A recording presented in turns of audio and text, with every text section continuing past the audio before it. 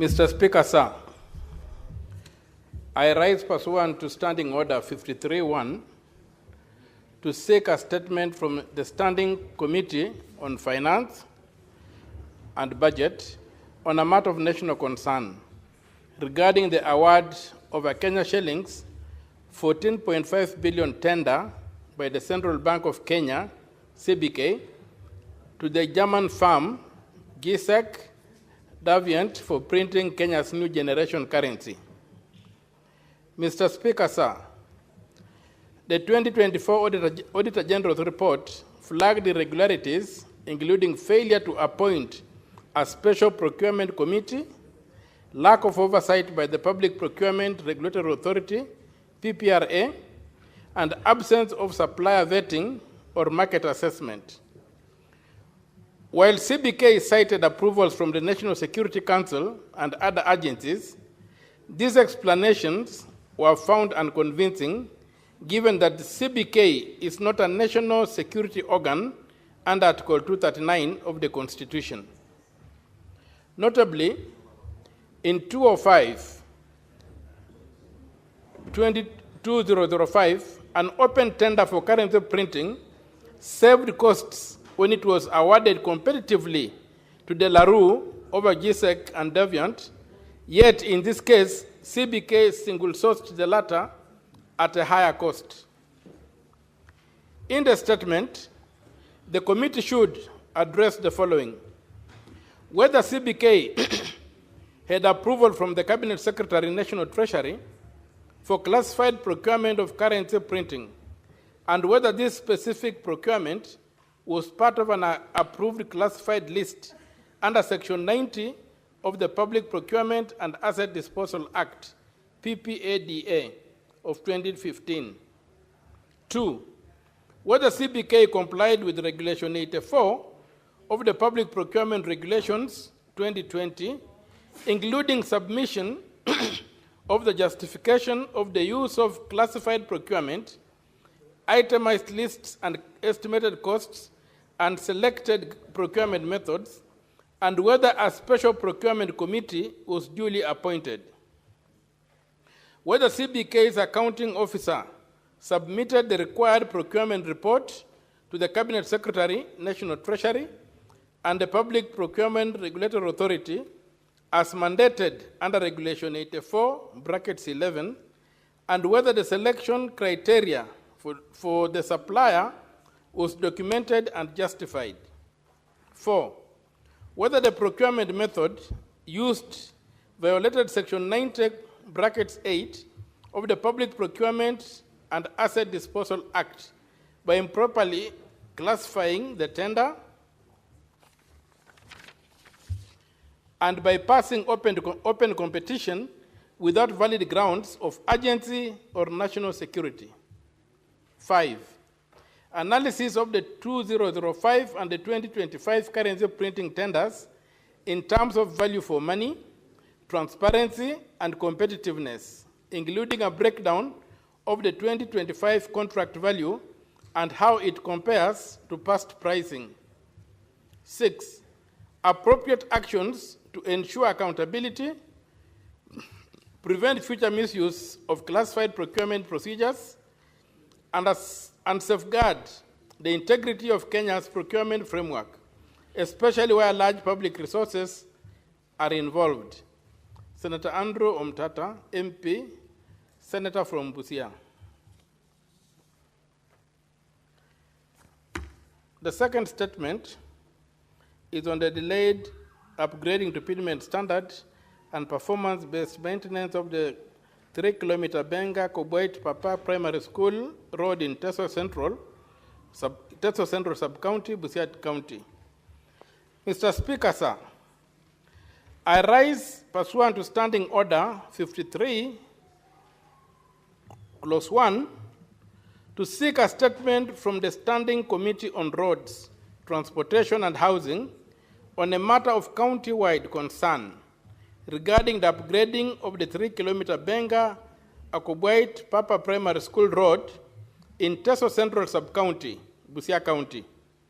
This road forms part of the larger 22-kilometer Mungatsi Benga, Akobwait, Kwangamor, Kotur, Kapina, Kocholia Corridor, classified as County Road F90291.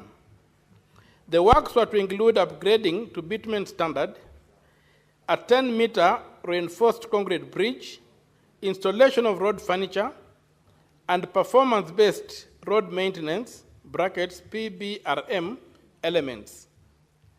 Despite a Kenya shillings 150 million allocation by the Kenya Roads Board, KERA awarded the contract to Messrs. Swami Investments Limited for Kenya shillings 108.87 million.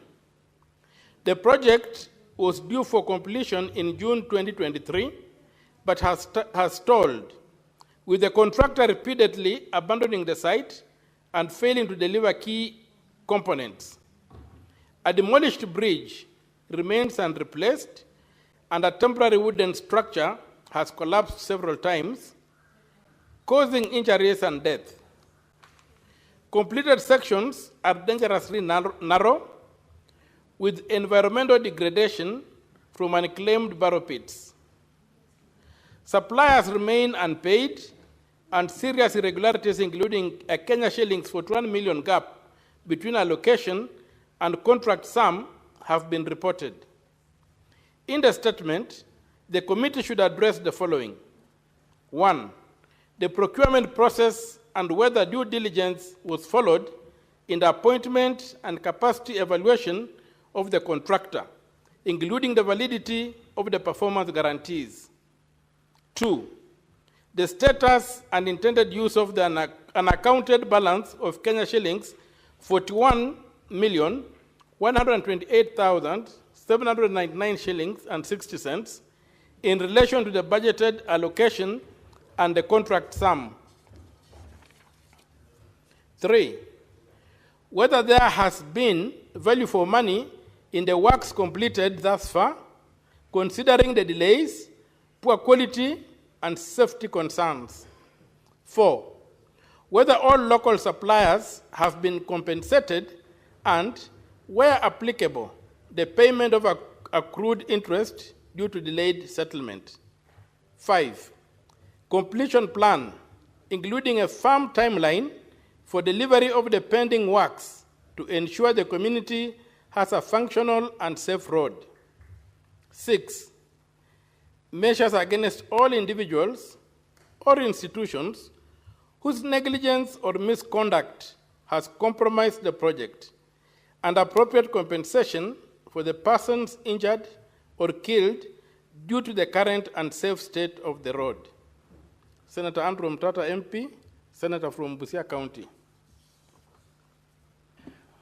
Statements pursuant to Standing Order 56. The last statement, I had 3. Oh, you still have one more? I have one more. You may proceed, Honorable Senator. Thank you, Mr. Speaker. The third statement is on the deplorable state of infrastructure in Nairobi City County. Mr. Speaker, sir, I rise pursuant to Standing Order 53, Clause 1, to seek a statement from the Standing Committee on Roads, Transportation and Housing on a matter of county-wide concern regarding the deplorable state of infrastructure, drainage, and sanitation in the city of Nairobi. Mr. Speaker, sir, Nairobi as the administrative, political, and economic center of Kenya should reflect our national dignity and progress. Unfortunately, the current state of roads, stormwater drainage, waste disposal, and sanitation paint a grim picture of neglect and mismanagement.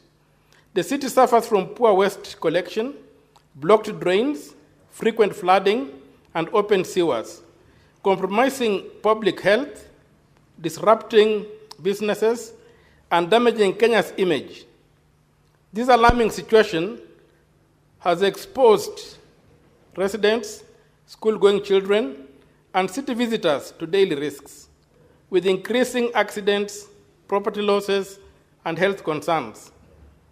In the statement, the committee should address the following. The current conditions of Nairobi's sanitation, drainage, and sewage systems, including the reasons for their persistent failure, especially during the rainy season. The total amount allocated and spent from the financial year 2019-2020 to date on drainage works, waste management, and road maintenance in Nairobi's Central Business District and its environs. The list of contractors and companies engaged in these works, including how they were procured and how much each was paid. The reasons for delayed or unresponsive repairs of open manholes, blocked drains, and potholes in areas of high pedestrian and vehicular traffic. 5, the emergency and long-term measures being implemented by Nairobi City County and the Ministry of Roads and Transport to resolve the recurring problems of urban flooding, sewage overflows, and deteriorating road networks. Senator Andrew Omtatah, MP, Senator from Busia. Thank you, Mr. Speaker, sir. Statement pursuant to Standing Order 56-1B, the Chairperson Standing Committee on Agriculture, Livestock and Fisheries. Thank you, Mr. Speaker, sir. Statement relating to the activities of the